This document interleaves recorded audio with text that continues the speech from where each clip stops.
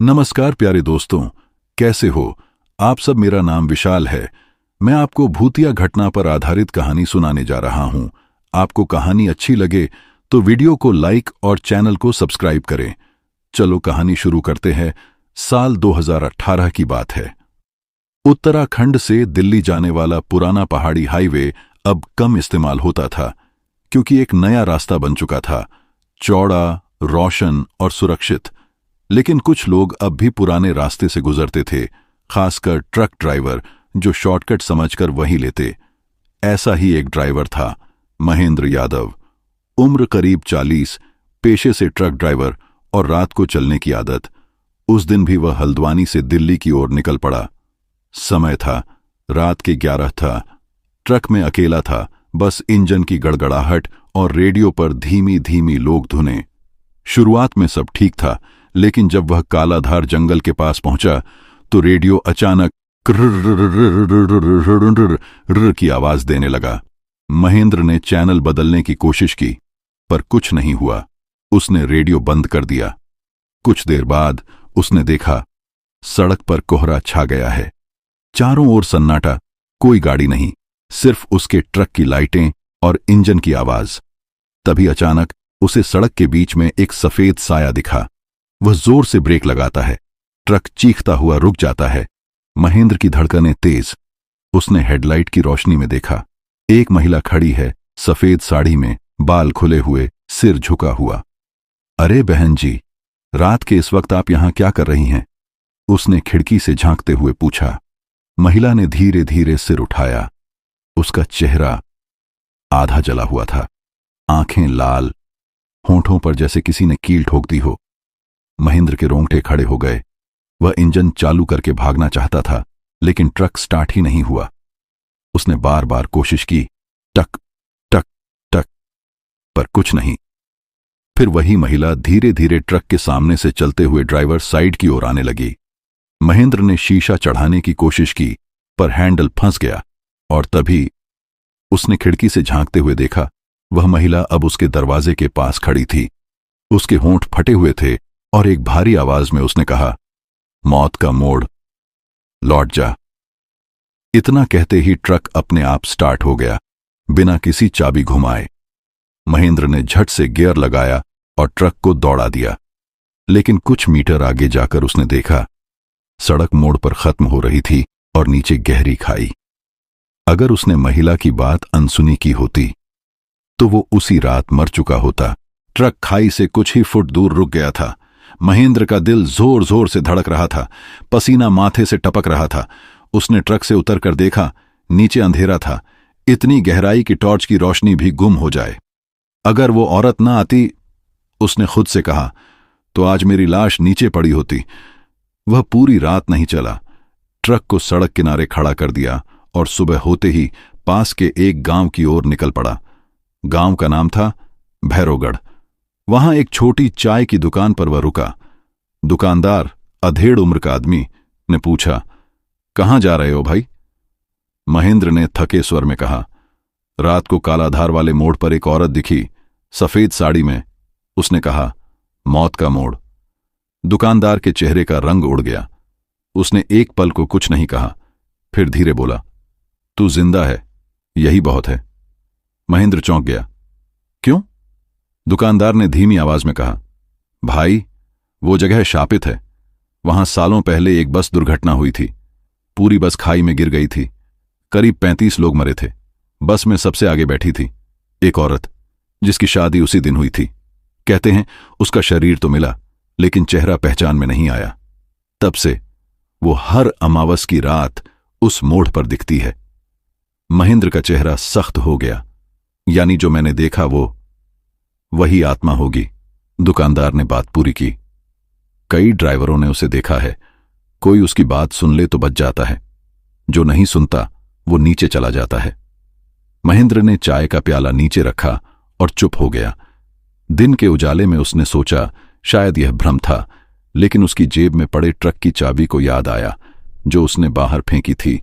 फिर भी ट्रक अपने आप स्टार्ट हुआ था। शाम को जब वह फिर से ट्रक लेकर निकला तो गांव के एक बुजुर्ग ने रोक लिया।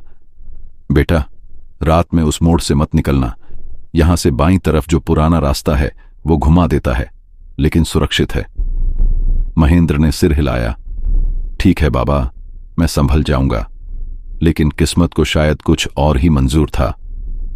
रात के करीब 9:30 बजे जब वह फिर उसी जंगल के पास पहुंचा तो ट्रक का स्पीडोमीटर खुद 70 से 0 पर आ गया। इंजन फिर से बंद, और इस बार कोहरा पहले से भी ज्यादा घना था। उसने खिड़की से बाहर देखा, वही मोड़, वही सन्नाटा, और सड़क के किनारे एक जली हुई दुल्हन का जोड़ा रखा था। उसके ऊपर बैठी थी वही औरत, अब मुस्कुराते हुए। महेंद्र के हाथ कांप रहे थे। उसकी नजर उस जले हुए जोड़े पर पड़ी। लाल रंग की साड़ी, लेकिन अब राख जैसी काली हो चुकी थी, और उसके ऊपर बैठी वो औरत, उसका चेहरा जैसे धीरे धीरे पिघल रहा था। वह कांपते हुए ट्रक से उतरा। कौन हो तुम? औरत ने हंसते हुए कहा। मैं वही हूं जो हर साल अपनी बारात का इंतजार करती है। उसकी आवाज में एक ठंडक थी, जैसे किसी ने बर्फ को चीर कर बोला हो। अचानक आसमान में बिजली कड़की, और उस रोशनी में महेंद्र ने देखा, चारों ओर धुंध नहीं थी, बल्कि राख उड़ रही थी। डर के बावजूद वह पीछे नहीं हटा। वह चाहता था जानना कि आखिर ये मौत का मोड़ इतना भयानक क्यों है। वह जंगल की ओर चल पड़ा। रास्ता दलदली था, हर कदम पर पत्तों की चरमराहट। कुछ दूर जाने पर उसे एक टूटा हुआ बोर्ड दिखा, राजमार्ग 47, पुराना मार्ग, खतरनाक क्षेत्र। जैसे जैसे वह आगे बढ़ा, वातावरण बदलता जा रहा था। हवा ठंडी नहीं, बल्कि बर्फ जैसी जमाने वाली थी, और हर कदम पर उसे पीछे से कदमों की आवाज सुनाई दे रही थी। वह पलटा, कोई नहीं। अचानक उसकी टॉर्च किसी चीज पर पड़ी। एक टूटी हुई बस पूरी तरह झुलसी हुई थी, और उसके शीशे पर धुंधले अक्षरों में लिखा था, शुभ विवाह, सीमा और अजय। महेंद्र का दिल धक से रह गया। यही वो बस थी जिसके बारे में गांव वालों ने बताया था। वह बस के अंदर गया। अंदर राख और जले हुए सीटों की गंध थी।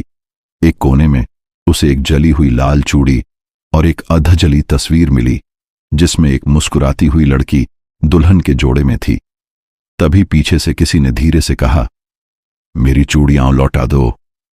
महेंद्र मुड़ा, वहां कोई नहीं, लेकिन तभी उसे महसूस हुआ किसी ने उसके कंधे पर बर्फीला हाथ रखा है। वह पीछे मुड़ा।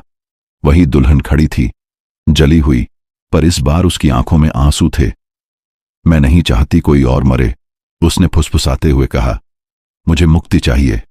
कैसे? महेंद्र ने कांपती आवाज में पूछा।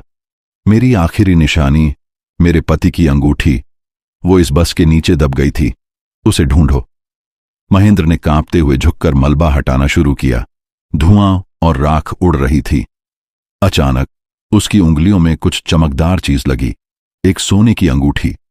उसने उसे उठाया, और जैसे ही ऊपर देखा, दुल्हन गायब थी, लेकिन हवा में उसकी आवाज गूंज रही थी, अब लौट जा, सूर्योदय से पहले। महेंद्र भागते हुए वापस ट्रक तक आया, लेकिन वहां पहुंचते ही उसने देखा, ट्रक के बोनट पर खून से लिखा था, वापस मत आना। सुबह की पहली किरण के साथ ही महेंद्र किसी तरह भैरवगढ़ थाने पहुंचा। उसका चेहरा सफेद, आंखें डरी हुईं, और हाथ में वह सोने की अंगूठी कसकर पकड़ी हुई थी। थानेदार चौधरी ने उसे ऊपर से नीचे तक देखा। क्या हुआ यादव, इतनी सुबह सुबह कांप क्यों रहे हो? महेंद्र ने पूरी रात की बात बताई। जंगल, जली हुई बस और उस औरत की आत्मा। थाने में सन्नाटा छा गया। चौधरी ने हंसने की कोशिश की। भूत प्रेत की बातें छोड़ो भाई, वो बस हादसे के बाद कभी किसी ने नहीं देखी। चलो दिखाओ कहां मिली अंगूठी। वे दोनों एक कांस्टेबल के साथ कालाधार जंगल की तरफ निकले। रास्ते में महेंद्र ने देखा, सूरज चमक रहा था, पर जंगल के उस हिस्से में अब भी कोहरा घना था। बस वहीं थी, वैसी ही टूटी फूटी, लेकिन इस बार राख, बस और तस्वीरें सब गायब थीं। थानेदार चौधरी बोला, देखा, ये सब तेरा वहम है। महेंद्र ने हैरानी से कहा, नहीं साहब, मैं झूठ नहीं बोल रहा, यहीं मिली थी अंगूठी। चौधरी ने अंगूठी को हाथ में लिया और उसे गौर से देखा। अंदर खुदा था नाम, सीमा अजय। अचानक जैसे ही उसने अंगूठी पलटी, उसके हाथ पर खून की बूंदें गिर पड़ीं। अरे ये क्या? चौधरी ने अंगूठी गिरा दी। महेंद्र ने उठाकर देखा, अंगूठी गर्म हो चुकी थी, जैसे किसी आग में रखी हो। कांस्टेबल घबरा गया। साहब, यहां कुछ ठीक नहीं है, चलिए लौट चलते हैं। लेकिन चौधरी जिद पर अड़ा। अब मैं देखूंगा इसमें क्या रहस्य है। वह बस के पीछे गया और वहां जमीन में आधा दबा एक लोहे का बक्सा दिखाई दिया। जब उन्होंने उसे निकाला तो अंदर से पुराने कपड़े, टूटी चूड़ियां और एक खून से सना दुपट्टा मिला। महेंद्र बोला, यही उसका है, यही उसका जोड़ा था। इतना कहते ही अचानक हवा चलने लगी, पेड़ हिलने लगे, चारों ओर राख की गंध फैल गई और उन्होंने देखा बस के शीशे पर धीरे धीरे उभर रहा था एक चेहरा, सीमा का। वह रो रही थी। फिर बस की खिड़की के अंदर से एक आवाज आई, जो मेरा है वही रखो, बाकी सब लौटाओ। चौधरी डर गया, पर उसने कहा, तू चाहे जो हो, अब तेरा खेल खत्म। उसने बक्सा उठाया और ट्रक में रख दिया। महेंद्र चिल्लाया, साहब उसे मत छूइए, वो श्राप है। लेकिन चौधरी ने नहीं सुना। रात को जब वे थाने लौटे, बक्सा पुलिस रूम में रखा गया। सब सामान्य लग रहा था, जब तक कि रात के 12:01 बजे चौधरी की पत्नी चीखती हुई बाहर भागी। वो सफेद साड़ी वाली औरत हमारे कमरे में खड़ी थी। थाने के रिकॉर्ड के मुताबिक उस रात थानेदार चौधरी 3 दिन तक बेहोश रहा। जब होश आया तो सबसे पहले उसने कहा, वो मुझसे अंगूठी ले लो, वो मुझसे बात कर रही थी। महेंद्र, जो अब वहीं रुका हुआ था, घबराते हुए आगे आया। क्या कहा उसने साहब? चौधरी की आंखें डरी हुई थीं। उसने कहा, मेरी अधूरी बारात पूरी करो, तब मैं चैन पाऊंगी। थाने का माहौल सन्नाटे से भर गया। किसी को कुछ समझ नहीं आया। महेंद्र ने पूछा, कौन थी वो औरत? सीमा? चौधरी ने धीरे कहा, हां, वही दुल्हन जिसकी शादी वाले दिन बस हादसे में मौत हो गई थी। महेंद्र को अब यकीन हो चुका था कि यह कोई कहानी नहीं, बल्कि एक फंसी हुई आत्मा है जो मुक्ति चाहती है। उसने फैसला किया, वह उस जगह दोबारा जाएगा, लेकिन इस बार डर कर नहीं, बल्कि सच्चाई जानने के लिए। अगली रात वह और चौधरी साथ निकले। साथ में 2 कांस्टेबल और एक पंडित जी को भी बुलाया गया, जिन्होंने कहा, अगर आत्मा अधूरी इच्छा के कारण अटकी है तो उसे पूरा करना ही होगा, तभी शांति मिलेगी। रात के करीब 11:45 बजे वे लोग मौत का मोड़ पहुंचे।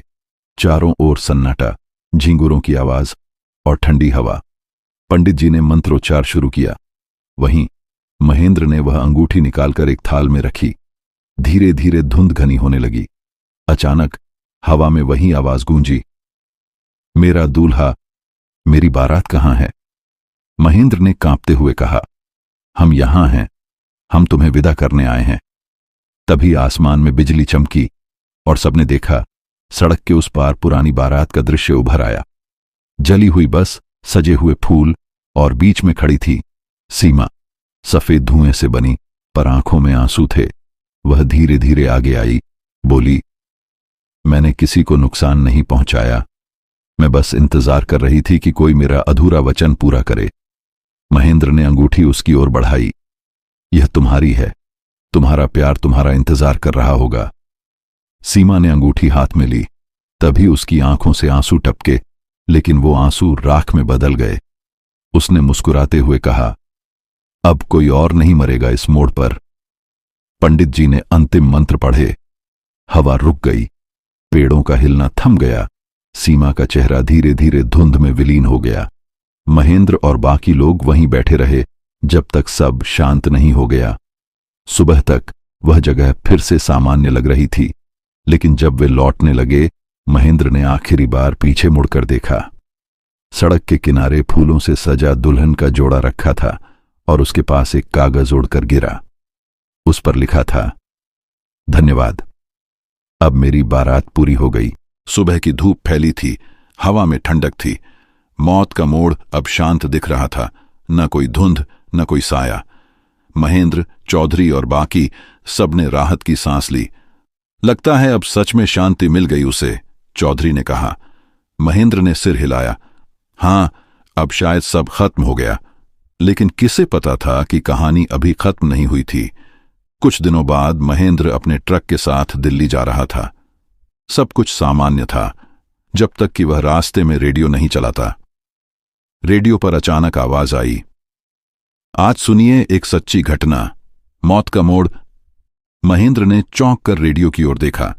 उसी वक्त स्पीकर से एक धीमी महिला की हंसी सुनाई दी, ठीक वैसी ही हंसी जैसी उस रात जंगल में थी। उसने तुरंत रेडियो बंद किया। नहीं, ये मेरा वहम है, उसने खुद से कहा। लेकिन कुछ मिनट बाद उसे ट्रक के साइड मिरर में एक सफेद साया दिखा। वह पलटा, कुछ नहीं। फिर एक ठंडी हवा उसके चेहरे पर पड़ी और सीट के पास से किसी ने फुसफुसाया, धन्यवाद, पर मेरा अजय अब भी मेरा इंतजार कर रहा है। महेंद्र का खून जम गया। सीमा, उसने धीरे से कहा, तुम तो मुक्त हो गई थी। अचानक ट्रक का इंजन अपने आप बंद हो गया। सड़क पर सन्नाटा। महेंद्र ने नीचे उतरकर बोनट खोला, पर कुछ नहीं। उसी वक्त ट्रक के पीछे की सीट से चूड़ियों की खनक आई। वह धीरे धीरे मुड़ा। सीट पर वही लाल दुपट्टा पड़ा था जो उसने उस रात देखा था। उसने दुपट्टा हटाया और नीचे अजय नाम का पहचान पत्र पड़ा था, आधा जला हुआ। वह समझ गया, सीमा तो मुक्त हो गई, लेकिन उसका पति अजय अब भी उसी रात की आग में कहीं फंसा हुआ है। महेंद्र ने सोचा, अगर मैं इस अंगूठी से सीमा को शांति दिला सका तो शायद अजय की आत्मा भी वहीं कहीं है। उस रात उसने ट्रक मोड़ा और फिर उसी पुराने हाईवे की ओर निकल पड़ा। लेकिन जब वह मौत का मोड़ पहुंचा, वहां सड़क नहीं थी। जहां मोड़ हुआ करता था वहां अब सिर्फ एक झील थी, गहरी, काली, और उसके बीचों बीच किसी का साया तैर रहा था। महेंद्र नीचे उतरकर बोला, अजय, अगर तू वहां है तो मैं तेरी पत्नी का संदेश लेकर आया हूं। झील की लहरें हल्की हल्की उठीं और फिर पानी के बीच से एक जलता हुआ हाथ बाहर निकला। महेंद्र ने देखा, वो हाथ उसी जैसी अंगूठी पहने हुए था। वह डरते हुए पीछे हटने लगा, लेकिन जमीन उसके पैरों के नीचे से खिसक गई और वह झील के किनारे कीचड़ में धंस गया। उसने आखिरी बार सुना, अब दोनों मिल गए। और फिर झील की सतह पर दो साएं दिखे, एक दुल्हन और एक दूल्हा, हाथों में हाथ डाले धीरे धीरे पानी में समा गए। सुबह जब गांव वाले वहां पहुंचे तो सिर्फ महेंद्र का ट्रक खड़ा था। इंजन चालू था और सीट पर रखी थी 2 सोने की अंगूठियां, साथ में एक चिट्ठी, अब कोई यहां नहीं मरेगा। मौत का मोड़ खत्म हो गया। 5 साल बीत चुके थे उस रात को जब ट्रक ड्राइवर महेंद्र यादव रहस्यमय तरीके से गायब हो गया था। गांव वाले कहते थे कि उसने उस श्राप को खत्म कर दिया, लेकिन कुछ लोग फुसफुसाते थे, मौत का मोड़ सिर्फ सोया है, मरा नहीं। 2023 की एक सर्द रात थी।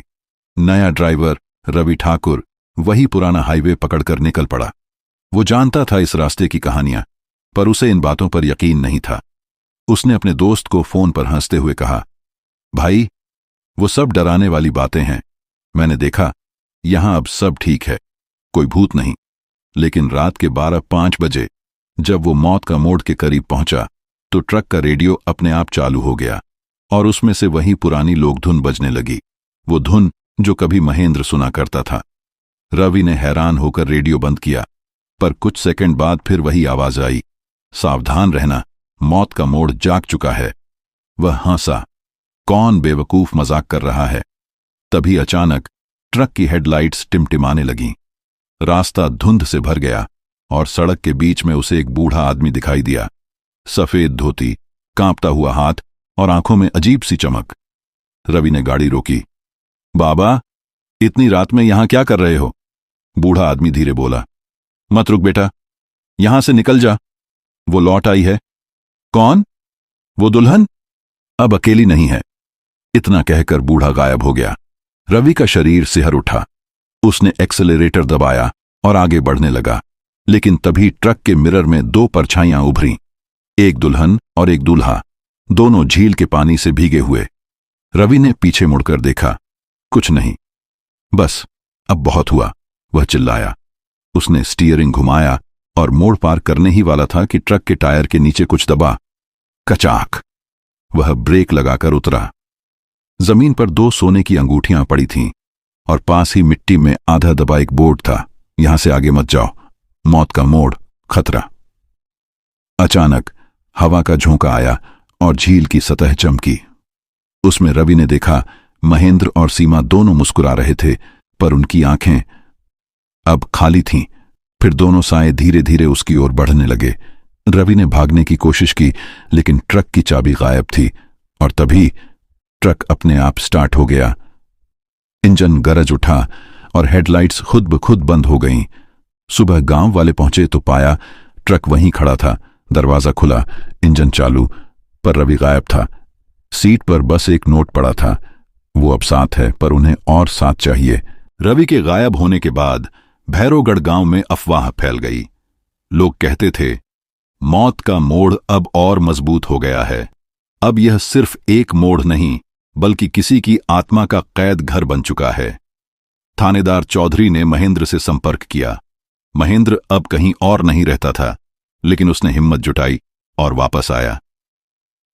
अगर इस जगह को हमेशा के लिए बंद नहीं किया गया तो और भी लोग मरेंगे, उसने कहा। उन्होंने एक तांत्रिक पंडित बालकृष्ण को बुलाया। पंडित ने कहा, इस जगह को हमेशा के लिए शापित किया जा सकता है, लेकिन जोखिम बहुत बड़ा है। आत्माएं जो अधूरी हैं वे विरोध कर सकती हैं। रात के 11:30 बजे 5 लोग, महेंद्र, चौधरी, 2 कांस्टेबल और पंडित मोड़ पर पहुंचे। धुंध घनी थी और हवा में जलती हुई चूड़ियों की गंध फैल रही थी। पंडित ने मंत्रोच्चार शुरू किया। तभी जलती हुई साएं उभरी। सीमा और अजय, हाथों में अंगूठियां। हमने इंतजार किया। सीमा की आवाज गूंज रही थी। मंत्र तेज होते गए। झील की सतह हिलने लगी। पानी से आग की लपटें उठीं। महेंद्र ने देखा, रवि की ट्रक की खिड़की से झांकती हुई आंखें अब अंधेरे में खो गई थीं। पंडित ने अंतिम मंत्र कहा, जो अधूरी है उसे विदा दो, जो शांति चाहता है उसे मुक्त कर दो। आंधी तेज हुई। सीमा और अजय की आत्माएं धीरे धीरे झील में समा गईं, और जैसे ही अंतिम शब्द उच्चारित हुए, हवा रुक गई, कोहरा छंट गया। सबने देखा, झील अब सिर्फ पानी थी। ट्रक खाली खड़ा था, कोई साया नहीं। महेंद्र ने अंगूठियां उठाईं। अब कोई नहीं, अब सब शांति में है। लेकिन जैसे ही उन्होंने पीछे मुड़ा, सड़क पर एक नई क्रैक लगी और उस क्रैक से सुनाई दी, फिर कभी मौत का मोड़ जाग जाएगा। सब सन्न रह गए। पंडित ने सिर झुकाया। यह सिर्फ शांति का भ्रम है। आत्माएं शांत हो सकती हैं, लेकिन यह जगह हमेशा अपनी कहानी बताएगी। कोई भी जो रात में आएगा उसे चेतावनी मिलेगी, मौत का मोड़ कभी भी जाग सकता है। महेंद्र ने थक कर ट्रक में बैठा। सूरज की पहली किरणों में उसने देखा, सड़क पर छोटे छोटे फूल बिखरे हुए और बीच में 2 सोने की अंगूठियां। वह जान गया, सीमा और अजय की आत्माएं अब भी वहां हैं और शायद हमेशा रहेंगी। हाईवे पर निकलते ही उसने पीछे देखा। सड़क बिल्कुल सामान्य दिख रही थी, लेकिन उसके दिल में हमेशा डर बसा रहा। मौत का मोड़ हमेशा के लिए जीवित था।